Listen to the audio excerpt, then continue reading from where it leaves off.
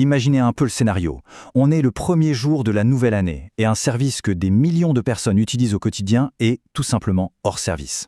Non, ce n'est pas de la science-fiction, c'est exactement ce qui est arrivé à La Poste. Et derrière cet incident, il y a une histoire bien plus vaste sur la nature des conflits d'aujourd'hui. Voilà le message sur lequel les utilisateurs sont tombés le 1er janvier. D'un coup, plus d'accès, pas vraiment d'explication sur le moment, juste un service essentiel qui ne répond plus. C'est le point de départ de toute cette histoire. Allez, on plonge dans le vif du sujet. Parce qu'attention, il ne s'agissait pas d'un simple bug technique. C'était bien la confirmation d'une deuxième grosse attaque en à peine plus d'une semaine pour le service postal français. Donc ce 1er janvier, La Poste et sa branche bancaire, la Banque Postale, se sont fait frapper de plein fouet par une cyberattaque massive. C'est quand même une institution nationale, un pilier du quotidien pour beaucoup, qui s'est retrouvé d'un coup complètement paralysé sur le plan numérique. Bon, voyons un peu les conséquences très concrètes. Qu'est-ce que ça voulait dire, cette attaque, pour les gens dans leur vie de tous les jours? Qu'est-ce qui marchait encore et qu'est-ce qui était complètement à l'arrêt? Ce qui est super intéressant ici, c'est de voir ce qui était ciblé.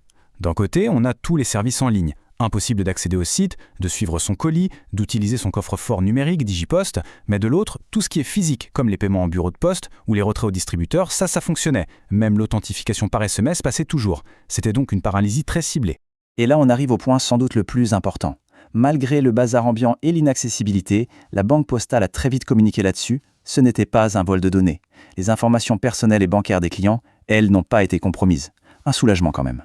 D'accord, donc si le but n'était pas de voler des données, alors c'était quoi l'idée? Pour le comprendre, il faut regarder d'un peu plus près la méthode utilisée. On va décortiquer ensemble le fonctionnement de cette attaque.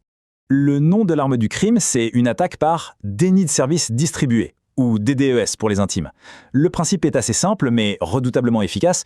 En gros, on inonde les serveurs de la Poste avec un tel déluge de demandes inutiles que les vrais utilisateurs, eux, ne peuvent plus passer. La porte est bloquée. Ce tableau résume parfaitement la différence. Une attaque DDoS, il faut vraiment voir ça comme un énorme embouteillage qu'on créerait volontairement sur une autoroute numérique. Le but, c'est d'empêcher tout le monde de passer. On ne cherche pas à forcer la serrure d'une maison pour voler ce qu'il y a dedans. Non, l'objectif, c'est la perturbation pure et simple. L'analogie est excellente. Imaginez des milliers de robots qui appellent un restaurant en même temps, mais sans jamais commander. La ligne est constamment occupée. Le restaurant, lui, est bien ouvert, la cuisine tourne, mais aucun client réel ne peut le joindre. C'est exactement ce qui s'est passé avec les serveurs de la Poste. Ok, donc l'objectif c'était de mettre le bazar. Très bien, mais la grande question maintenant c'est qui est derrière tout ça? Et surtout pourquoi? Qui a intérêt à paralyser le service postal français comme ça? Alors, la première attaque, celle juste avant Noël, a été revendiquée. Et pas par n'importe qui, un collectif de hackers connu pour être pro-russe, NoName 0116. Leur mode opératoire est assez clair, ils s'en prennent de manière systématique à l'Ukraine et aux pays qui la soutiennent.